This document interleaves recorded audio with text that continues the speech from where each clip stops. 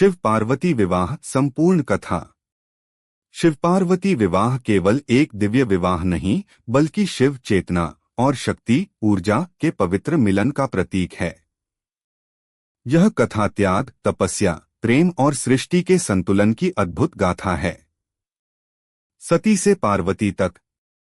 भगवान शिव की पहली पत्नी माता सती थीं, जो राजा दक्ष की पुत्री थीं। दक्ष को शिव का साधु रूप पसंद नहीं था। जब दक्ष ने यज्ञ में शिव का अपमान किया, तो सती ने यज्ञ अग्नि में देह त्याग दी।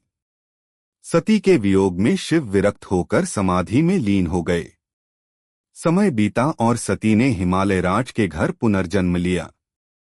उनका नाम रखा गया पार्वती। बचपन से ही वे शिव को अपना पति मानती थीं। देवताओं की चिंता और भविष्यवाणी। उसी समय असुर तारकासुर अत्याचार कर रहा था।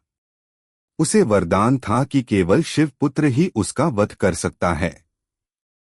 देवताओं ने पार्वती से प्रार्थना की कि वे शिव को पति रूप में प्राप्त करें। देवर्षि नारद ने भी भविष्यवाणी की कि पार्वती का विवाह शिव से ही होगा। पार्वती की कठोर तपस्या। पार्वती वन में चली गईं और घोर तप करने लगीं। पहले फल खाए, फिर पत्ते और अंत में केवल वायु पर जीवित रहीं। उनकी तपस्या से प्रसन्न होकर ब्रह्मा जी ने आशीर्वाद दिया कि शिव उन्हें स्वीकार करेंगे। कामदेव का प्रसंग। देवताओं ने शिव की समाधि भंग करने के लिए कामदेव को भेजा। कामदेव ने पुष्पबाण चलाया, जिससे शिव का ध्यान टूटा। क्रोधित होकर शिव ने तीसरा नेत्र खोला और कामदेव भस्म हो गए। परंतु पार्वती की भक्ति देखकर शिव का हृदय पिघल गया। शिव की परीक्षा। शिव ने ब्राह्मण वेश में पार्वती की परीक्षा ली और पूछा, तुम उस योगी से विवाह क्यों करना चाहती हो जो भस्म रमाए, सर्प धारण करे? पार्वती ने दृढ़ स्वर में उत्तर दिया, वे ही परमेश्वर हैं। उनका वैराग्य ही उनका वैभव है। मैं उन्हें ही पति रूप में चाहती हूँ। शिव प्रसन्न हुए और विवाह के लिए सहमत हो गए। अद्भुत शिव बारात।